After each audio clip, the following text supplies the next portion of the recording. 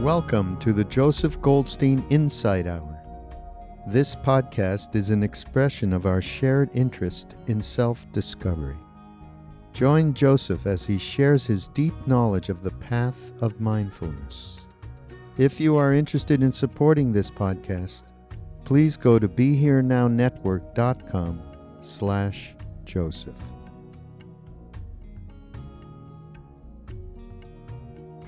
Tonight I'd like to speak about the Buddha's life journey and what its relevance is for our own lives in these times, 2,600 years later.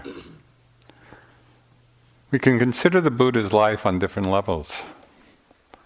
On the most obvious level, we can understand it as the life of a historical person, who lived in the 6th century BC, born into a noble family in Lumbini, what is now Nepal, on the Nepali-Indian border.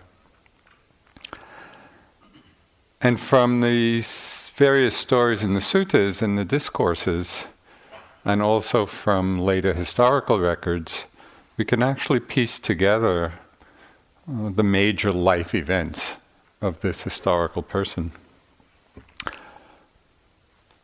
But on another level, we can understand his life as a basic archetype of humanity. That is, that archetype of the fully awakened mind. On this level, the Buddha's life is not simply about his own particular strivings and struggles, or the realization of a particular individual. But we can also understand his life as an unfolding of a great mythological journey. And myth or mythological here doesn't mean unreal. It doesn't mean imaginary. Rather, when we look at the power of myth, we see that it connects individual experience with much greater universal principles. So some of you may be familiar with the writer and scholar Joseph Campbell, who was one of the great students of world myths, and he wrote a lot about it. And in his book, A Hero with 1,000 Faces, he uses the Buddha's life as an example of this great archetype of awakening. On this level, on this archetypal level, the Buddha's life can illuminate our own lives, can illuminate our own aspirations, our own struggles, our own realizations. It's possible to find a deeper meaning in the particular experiences of our lives, and a deeper purpose in the life choices that we make. It's actually possible to connect the Buddha's journey with our own. So Joseph Campbell calls the first stage on this unfolding journey the call to awakening, or the call to destiny. So this call happens when something occurs in our lives that makes us question how we're living, makes us question what our lives are about. When we realize that the conventional understandings of society are no longer really fulfilling for us. Now, the conventional understanding that has such power and sway in the world revolves around two words. Revolves around the words to have. We have possessions, we have relationships, we have a body, we have thoughts, we have emotions. The German psychoanalyst Erich Fromm, he summed this up, he said, "I am what I have." And it's worth reflecting on whether we find our own identity in what we have both internally and externally. Is that how we're relating to experience? The problem with this view of the world and living our lives based on this way of relating to the world is that because of the great truth of impermanence, there's nothing that we have or can have that we won't lose. People are born and then they die. Relationships form and then they change. Thoughts and mind states all come and go. All material things, material objects, all eventually decay and break up. And on the larger scale, whole cultures and civilizations, rise in ascendancy in power, and then fade and disappear. We can certainly see this truth of change in all of our meditation experience. I hope at this point in the retreat, you have all experienced very vividly the first insight of insight meditation, which is that everything is changing. So it's very obvious, when we pay attention. And so anything we might have is always subject to loss. So in this world of having, in this world of possessing, whether it's external things or internal, that's the way we're relating to our internal experience, there's always a sense of unease, or maybe an underlying anxiety, or just a sense of incompleteness. Something is not quite fulfilling. So in the early life of the Bodhisattva, as the Buddha was called before his enlightenment, his world of having was very strong. He was born a prince, he had a loving family, he had and enjoyed all the pleasurable experience of the senses. He had been trained in and developed all the worldly skills and arts. He had everything that the world values. So for the Bodhisattva, the call to destiny, the call to awakening, came when he began to question these values. And it's the same values that in our society, which are so prevalent. The values of the world. But he began to question them and their ultimate relevance when he came face to face with the great truths of old age, of illness, of death.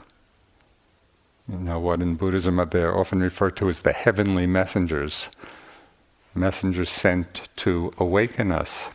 When he realized that these aspects of life are not unusual occurrences, this is the nature of life, of all life. And as we've spoken before, it's that realization of seeing these aspects of life and realizing that we are not exempt.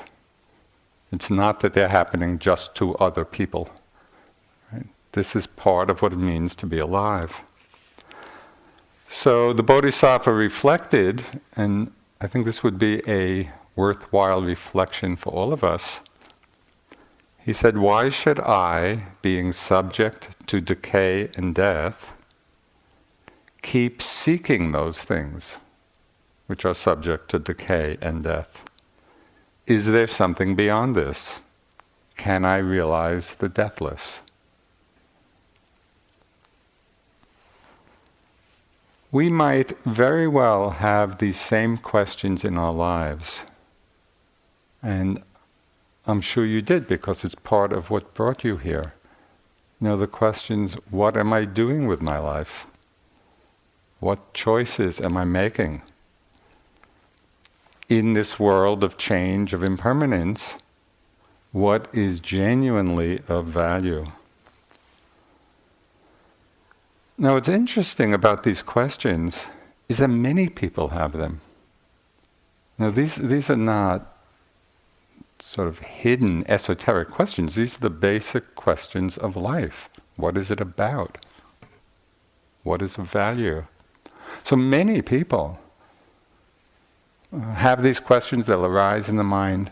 But for many people, we quickly forget them, because we get caught up and carried along just in the busyness of our lives. So these thoughts may come, these questions may come, and then again they're submerged in just the busyness of all our activities.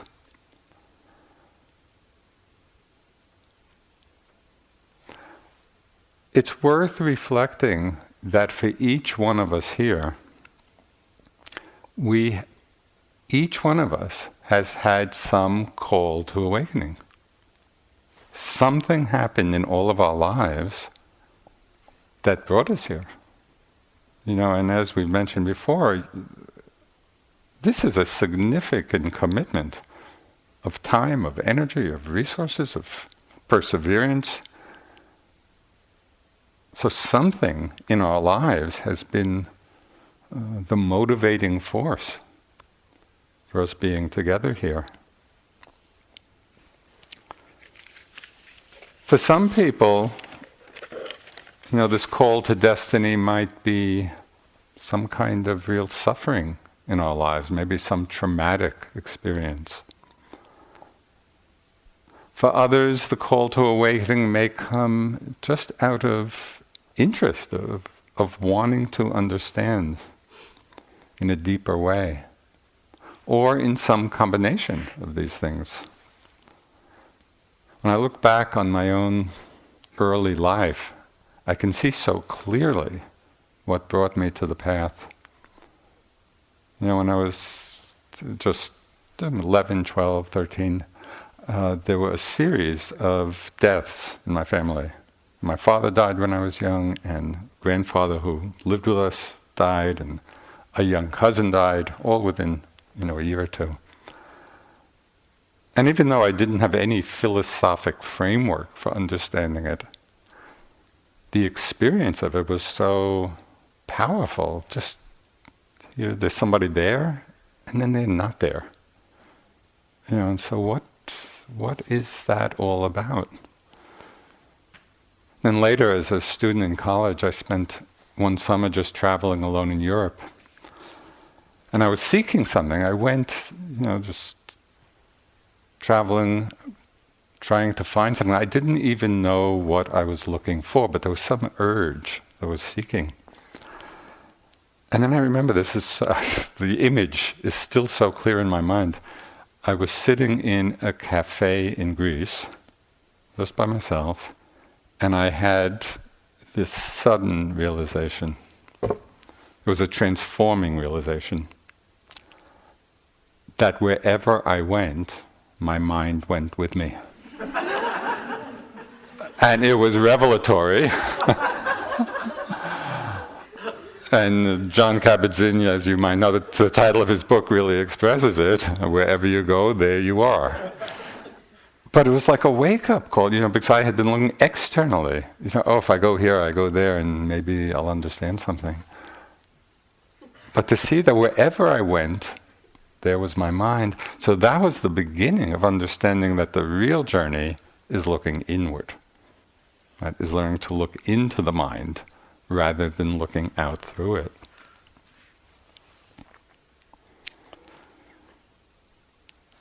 It's helpful, especially in this context, to spend a little time reflecting on your own early seeds, of understanding. What was, for each one of you, what was your call to destiny? What experiences in life began to wake you up to other possibilities? it's helpful to reconnect with this because it provides and it rekindles or reawakens that inspiration, its source of inspiration, which actually brought us all here.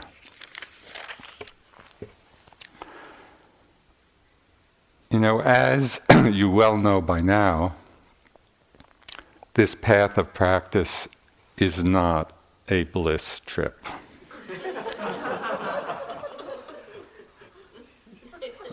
Has anyone not understood that yet? I don't think so. You know, there are many struggles along the way as we turn inward and we really are investigating and exploring the nature of our minds, our hearts, our bodies.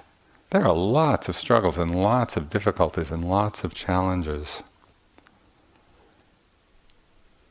But if we reflect a bit on our call to destiny, what motivated us, it helps us remember that what we're going through in our meditation practice is part of a much larger journey.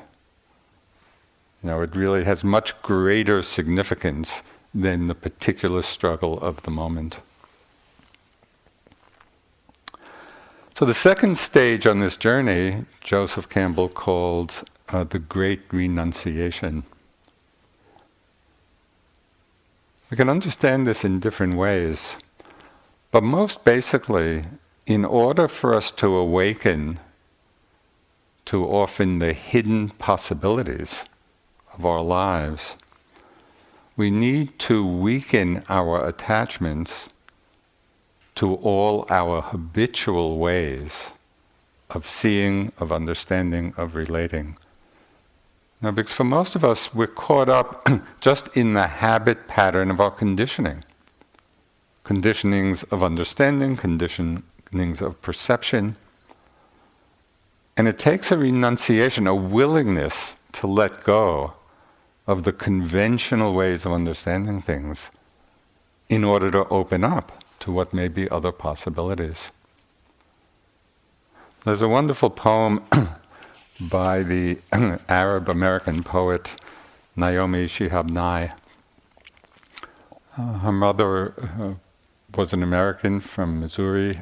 Her father was Palestinian, and she spent a lot of her teenage years in Ramallah, in now Palestine, in Jerusalem, and so she really absorbed two cultures. This is a great poem. It's called The Art of Disappearing, and it really suggests one aspect of what might be worth renouncing. When they say, "Don't I know you?" say no. When they invite you to the party, remember what parties are like before answering. Someone telling you in a loud voice they once wrote a poem, greasy sausage balls on a paper plate, then reply. If they say we should get together, say why. It's not that you don't love them anymore. You're trying to remember something too important to forget. Trees, the monastery bell at twilight. Tell them you have a new project that will never be finished. When someone recognizes you in a grocery store, nod briefly and become a cabbage. When someone you haven't seen in 10 years appears at the door, don't start singing him all your new songs. You will never catch up. Walk around feeling like a leaf, knowing you could tumble any second. Then decide what to do with your time. You know, and it's both humorous, but also pointed. You know, what do we decide to do with our time? And often it is renunciation of just the old habits that keep us so busy in our lives. When we do take the time, as you're doing here, in a significant amount of time, we begin to see that things are not always what they seem. There are a lot of hidden understandings, hidden truths that are revealed. And there are striking examples of this in science. So I read some time ago when they sent the Hubble telescope into space, and it revealed so much.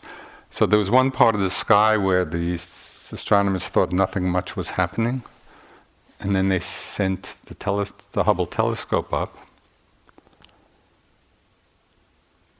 and they discovered hundreds of millions of galaxies, where they thought, oh, there's not much there.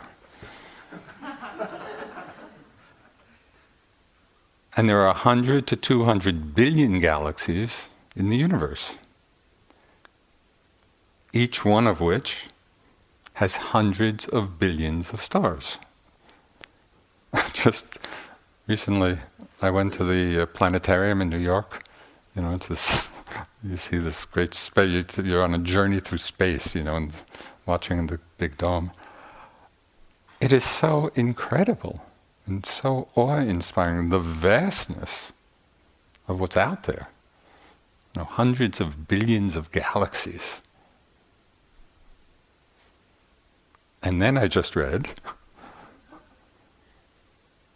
that the number of H2O, water molecules, in 10 drops of water, and it said not even big drops, in 10 drops of water, the number of H2O molecules is greater than the number of stars in the universe.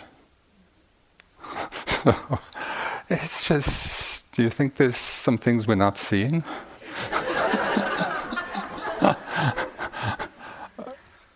And what's so amazing about this whole journey, it's like, as vast as it is, in outer space, or we can get down to the molecular atomic level. And as we look into our mind, we begin to appreciate the same vastness of the mind and all it contains on so many levels. There is so much to discover. But it takes that renunciation of what is familiar, of not holding on just to our usual way of perception, of developing the tools. And a lot of what we're doing here is just developing the tools that allow us to investigate, to allow us to send in the inner Hubble telescope. Right?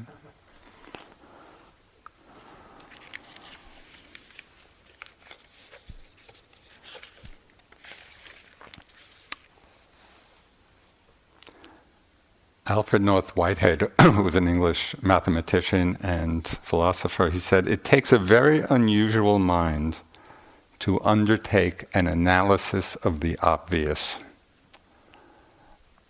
So you all have quite unusual minds, because what we're doing, and analyze here does not mean particularly intellectually, but really what we're doing is analyzing or investigating or exploring the obvious. What is more obvious than our own experience of the body, our own experience of the mind? This investigation of a breath, of a thought, of an emotion, of all the elements of the body, it's all right here. This is not, we don't have to go digging to experience this, but can we begin to see and understand, free of a lot of our preconceptions about the nature of it all. So we're really taking a fresh look, what Suzuki Roshi called the beginner's mind. We begin to see, and I'm sure you have already discovered a lot of this, we begin to see that the body is not as solid as we might have thought it to be. That it's really an energy field. I hope you've noticed by now that our thoughts are not always true. just because we're thinking them does not have anything to do with their truth value. Although not many people realize that.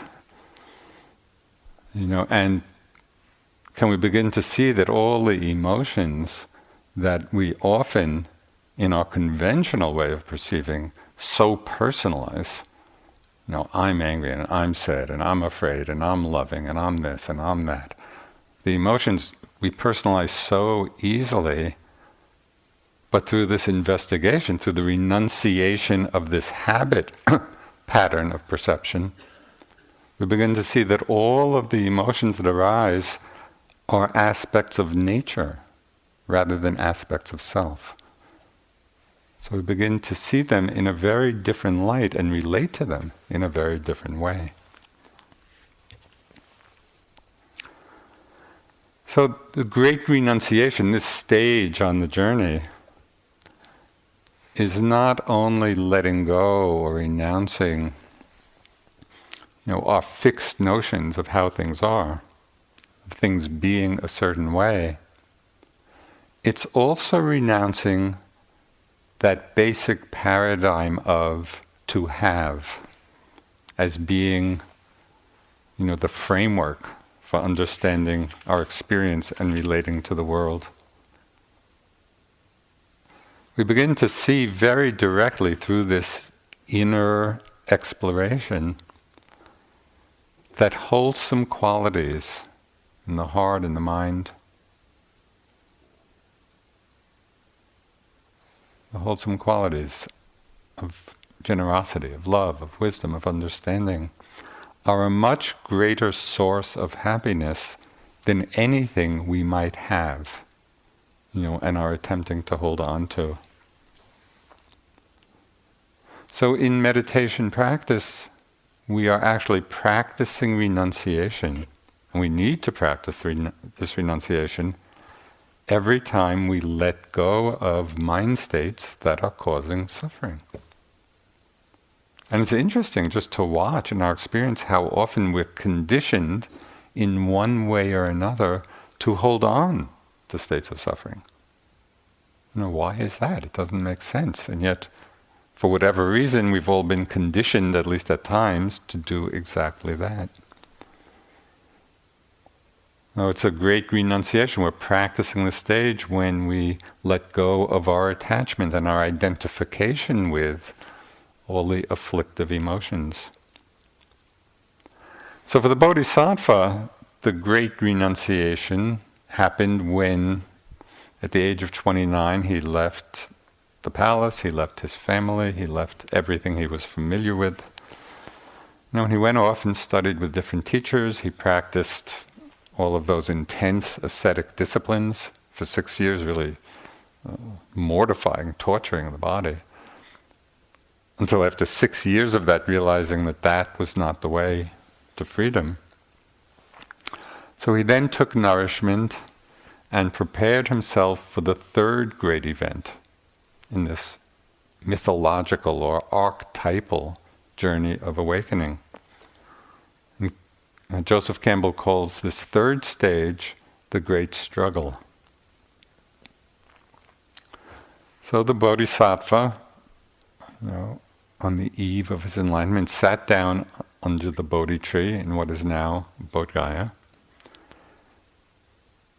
resolved to sit there and not to get up until he had achieved full realization. So just as a little side note on virya, imagine coming into the hall. I'm not going to get up until full awakening. Well, fortunately for him, it happened that night. But he had to go through the great struggle under the tree, and it's said that as he sat down, he was immediately assailed by all the forces of Mara. And Mara is the embodiment of delusion and ignorance. All the forces of desire and fear and doubt, they appeared in his mind. And Joseph Campbell describes this in his book, Hero with 1,000 Faces, in very mythopoetic language. So I just want to read Campbell's description of the Bodhisattva sitting under the tree the night of his awakening. It's a little bit long, but it has some powerful imagery. So he placed himself with a firm resolve beneath the Bodhi tree, and straightway was approached by Kama Mara, the god of desire and death. The dangerous god appeared mounted on an elephant, carrying weapons in his 1,000 hands. He was surrounded by his army, which extended 12 leagues before him, 12 to the right, 12 to the left, and in the rear as far as to the confines of the world. There's Mara with his armies extending infinitely, in all directions. The protecting deities of the universe took flight, but the future Buddha remained unmoved beneath the tree. And the god then assailed him, seeking to break his concentration. Whirlwind, rocks, thunder, and flame, burning coals, hot ashes, boiling mud, blistering sands, Mara hurled against the Bodhisattva. But the missiles were all transformed into celestial flowers by the power of Gautama's 10 perfections. Mara then deployed the forces of desire and lust, but the mind of the great being was not distracted. The god finally challenged his right to be sitting there, flung his razor-sharp discus angrily, and bid the towering host of the army to let fly at him with mountain crags. But the future Buddha only moved his hand to touch the ground with his fingertips, and thus bid the goddess earth bear witness to his right to be sitting where he was. And she did so with 100, 1,000, 100,000 roars, so that the elephant of Mara fell upon its knees in obeisance to the future Buddha. The army was immediately dispersed, and the gods of all the world scattered garlands. Oh. It was a big event.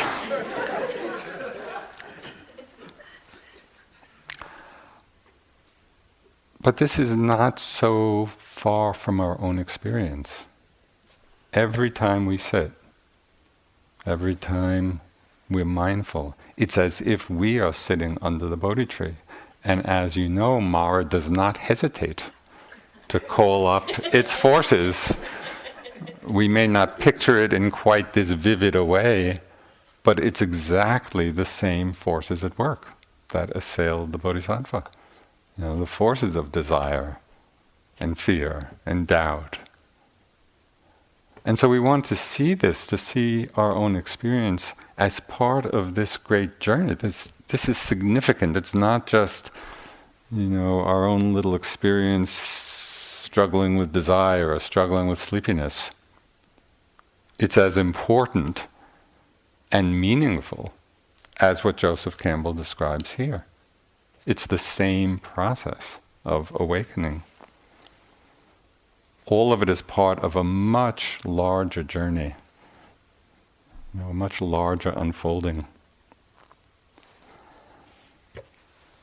Thomas Merton, another great Christian Trappist monk and hermit, lived for a long time at Gethsemane Abbey in Kentucky, and a wonderful writer and poet. And so he wrote, and he was really a great seeker of the truth, and made some very important connections with Buddhism later in his life. But in describing his own great struggle, this third stage of the journey, he said, "Prayer and love are learned in the hour where prayer becomes impossible and the heart has turned to stone." So it's in the times of the greatest difficulty, when we feel the practice is impossible and our heart is just totally shut down. Those are the times, if we can stay with it, that's where the learning takes place. So this is really the significance of what I talked about a few weeks ago, the significance of courageous effort. That's what virya means. It's the willingness in the appropriate way, in the appropriate time, to open to it all. The courage to simply be present, to open to new possibilities beyond our conventional habits and comforts. I want to read something, it's just a few lines I came across from the great African-American poet Maya Angelou. She said, "Courage is the most of all the virtues, because without courage you cannot practice any other virtue consistently. You can be anything erratically, kind, true, generous, fair, merciful, just, any of those things occasionally. But to be that thing time after time demands that you have courage." And so this quality, I think, of just reflecting on it and strengthening it and nourishing it is really what makes possible this whole path.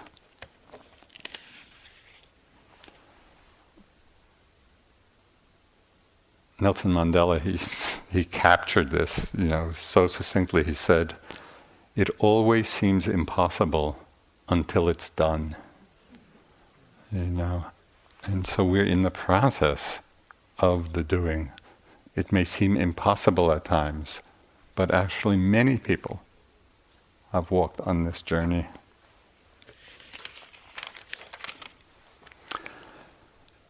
So there's the call to awakening, that which starts us on the path. There's the Great Renunciation, which is the willingness to let go of our habitual ways of viewing the world, so that we can see from different perspectives, open to different understandings. There's the great struggle where we come face to face with all the forces of Mara, of delusion, and how they manifest in our own lives, our own practice. And the last stage of this great archetypal journey is called the Great Awakening. And for the Bodhisattva, this happened as he sat under the Bodhi tree on the night of his enlightenment. And he described, and this we find in the discourses, in the suttas, he described what happened that night after he vanquished Mara. And the line in what I read from Joseph Campbell, the line that I really love is, and can, it's just a great inspiration to me in the practice, in dealing with the difficulties, where Campbell describes the Bodhisattva in the face of Mara attacking, where he says, "And the mind of the great being was not moved." And that's so powerful, and so can we at least approach that at times, even for a few moments, in the face of difficulty, and the mind of us perhaps not so great beings was not moved. It's powerful. So after he vanquished Mara, and then he spent what are called the 3 watches, or the 3 parts of the night, exploring different aspects of experience. So it's said that in the first part of the night, his mind could see into the endless progression of his past lives. He saw just how insubstantial and endless, birth and death, and birth and death, and birth and death. And even if we can see into our past lives and perhaps not even believe in past lives, it doesn't really matter, because we can reflect on the insubstantiality of our own past experience in this life. Just thinking back, over all the experiences we've had, endless, countless kinds of experiences, where are they now? And so we really begin to get a sense of the ephemeral nature of everything we took to be so real and so solid and so important. So in the second watch of the night, the Bodhisattva saw into and explored the law of karma, that our mind states condition how we experience the world. Are we cultivating mind states that create suffering for ourselves and others? And it's so obvious when we look. What is the karmic result in our own minds? What is the karmic result of greed? What does that do to the mind? What does hatred do to the mind? What does generosity, what does love do to the mind? We can see this so directly. It's not just, some Buddhist philosophical theory. We can observe this truth of karma, of cause and effect, that mind states bring about a result within ourselves, independent of whatever effect it has in the world. And we can track that, we can see that if we're paying attention.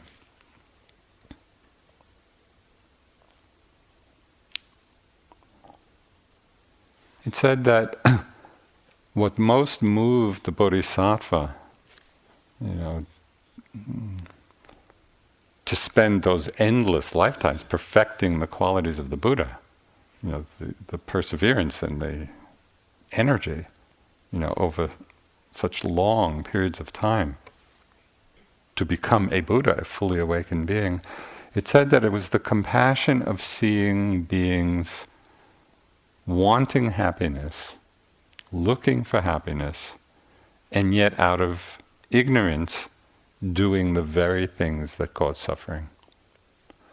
And we can see this in our own lives.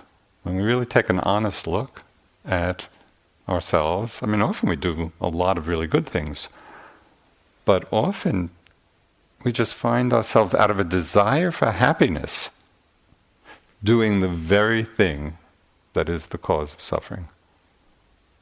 Out of ignorance, out of delusion. And so the Buddha, in seeing this, he was moved to compassion. Shantideva, who was an 8th century Indian adept and scholar, and he wrote The Guide to the Bodhisattva's Way of Life, which is a beautiful book describing the path of a bodhisattva. And it's one of the great inspirations for His Holiness the Dalai Lama. So Shantideva expressed this tendency that we all have. He said, "We shrink from suffering, but love its causes." And can we see that in our lives? None of us want to suffer, but somehow we love, in some ignorant way, the very things that cause suffering. So this is all part of what we're exploring here. This is this great investigation of our own hearts and minds so that we actually see what's going on. We see the cause and effect. We see what leads to suffering. We see what leads to happiness and peace. But it takes a very strong commitment and clarity and honesty to look into our own motivations. To really examine what are the motivations behind all kinds of actions that we do. And it can be difficult because the motivations are often not clear. They can be quite hidden, or they can be confused, or they can be mixed. There can be a series of conflicting ones. So one story which many of you have heard, it's one of my favorite illustrations of this. I was on retreat, and I was reading some Buddhist text, and I came across a story, and I thought this story would really be good for my colleague Sharon Salzberg, who was writing a book, and thought that this would be a good story. And you've probably gathered by now that for Dharma talks, a good story is gold. So we really, we're like story vultures. So I came across this story and that'll be really good for Sharon's book. And the very next thought was, no, I'm going to keep it for myself. And it was amazing. It was like instant. And right after that, no, that's just being selfish. I'll give her the story. But I'll tell her what's been going through my mind so she'll feel a little indebted. And it just went, it went on and on. So there was this whole train of thoughts. And at a certain point, I was just asking myself, in this whole little train, where actually is a moment of, wisdom and purity? And I saw that there was one. And it was in the very first moment, the first impulse. And then it got all mixed up with other motivations. But what was interesting about that was first just seeing it. Because I was on retreat, it was super clear what had just happened. And realizing that even though we may all go through, a lot of mixed motivations behind some of our actions, we can always go back to that moment, where it was really genuinely pure, really a moment of generosity. So even if we've gone through a whole process of seeing other motivations, we can always come back to that moment of purity. But we need to be paying attention to see all this, because as you know, and as you've seen now for weeks, the mind is it's just changing so rapidly, and thoughts coming and going so quickly. We need, and this is what you're doing, is developing the skill, of a certain degree of calm, of steadiness, of ability to track what it is that's actually happening. So in the first watch of the night, the Buddha looked back into his past lives and just saw the endless emptiness of the unfolding. In the second part of the night, he understood this law of cause and effect, and how our mind states create our experience of happiness or suffering. And in the third part of the night, the third watch of the night, it said that his mind opened to the most profound truths of his awakening. His understanding of the Four Noble Truths and the law of dependent origination, of how suffering is created, the causes of it, and how we can be free.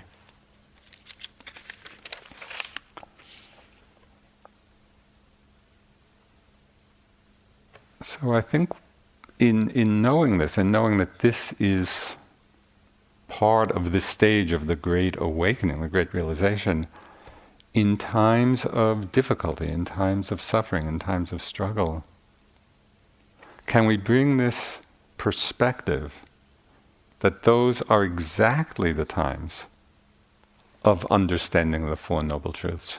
Right when we're in the middle of some suffering, at that point the Four Noble Truths are not theoretical. It's what the Buddha is describing. Okay, this is a situation of some suffering. What is it? What are its causes? What are we holding on to? What are we pushing away? What are we not seeing? And seeing that there's an end to the suffering if we can let go of the causes, and there's a path to the end. So right in the middle of the difficulties, this is where the greatest learning can happen. And then it said, just as at daybreak, when Buddha first glimpsed the morning star in the sky, the Bodhisattva in that moment, his heart, his mind opened to full awakening, to full enlightenment. And he later recalled that the first verse that came to his mind at that time, the last few lines of it, it said, this is, the Bodhisattva is now the Buddha, his own reflection. Mind has attained unconditioned freedom. Achieved is the end of craving. So it's very clear, the culmination of the path. This is the culmination of the journey that we're all on. So the Buddha was awakened at 35, age 35. He spent 7 weeks just hanging out around the Bodhi tree, contemplating different aspects of the awakening. And then he spent the next 45 years wandering northern India, teaching, and helping beings.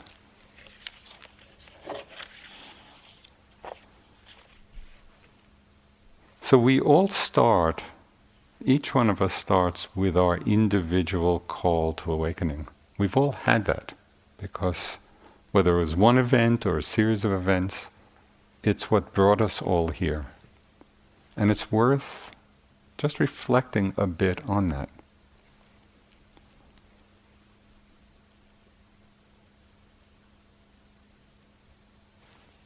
We are all involved in the Great Renunciation of learning to see, say with beginner's mind, to come out of the prison of our preconceptions.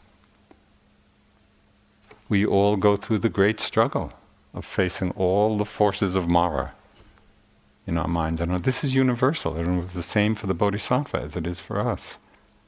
So this is the journey. This is this great archetypal mythological journey unfolding in our own lives, in our own practice.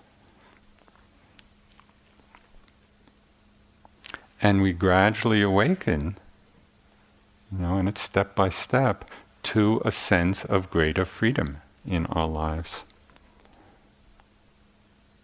And as we practice, we also begin to realize that we're not doing this for ourselves alone. Because what arises quite naturally in the course of practice is it's really a rare flower of what in Buddhism is called bodhicitta. And that is the aspiration or the motivation that our practice and our lives be for the benefit, the welfare of all. Well, this is a beautiful seed to water. This mind space, heart space of bodhicitta. May my practice, may my life be for the benefit of all. We plant that in our mind stream, in our heart stream, not as some grandiose idea, but just as a very small seed. We need a lot of humility with this. This is a vast notion. And just think what it would mean to fully embody that aspiration. This is vast. So we just plant the small seed of it, and we water it, and we nurture it.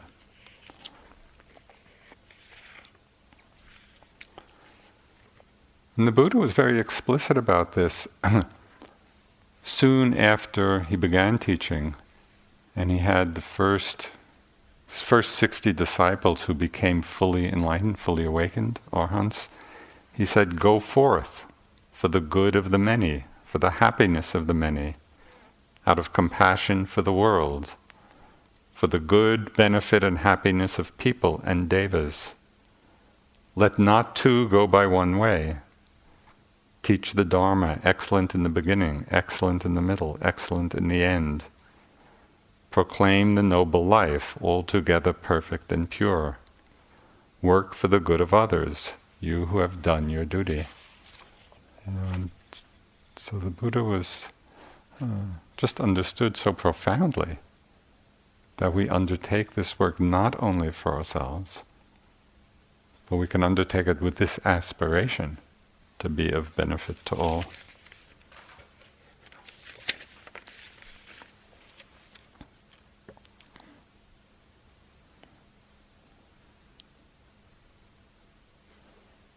It's really important, I think, to understand this whole notion of bodhicitta, this aspiration, of compassion.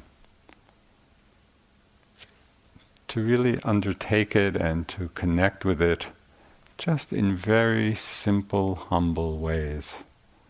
so that we don't set up an ideal and then berate ourselves for not living up to it. We just plant the seed, we water it. Henry David Thoreau, the great writer and naturalist, he wrote, "Nothing will grow where no seed has been, but convince me you have a seed there, and I'm prepared to expect wonders." And I love that, because just out of a tiny little seed, wondrous things happen. And so in our practice, we're just planting seeds, and we water the seeds. And then our whole lives gradually and slowly begin to manifest this quality of bodhicitta, of greater kindness, of greater compassion. So at the age of 80, the Buddha became ill, and he lay down between two trees, which, according to the myth, according to the legends, said to be flowering out of season, in honor of the Buddha's passing. And his last words, all the disciples, the women and the men, nuns and monks and lay people were around him. So his very last words, are very direct, very pointed. As you can imagine, he spent his whole life teaching, and this is the last thing he said. And he said it to all of us. And so when you hear this, imagine, it's really the Buddha's instruction to us. He said, "With the light of perfect wisdom, dispel the clouds of ignorance. Subject to decay are all conditioned things. Practice with heedfulness."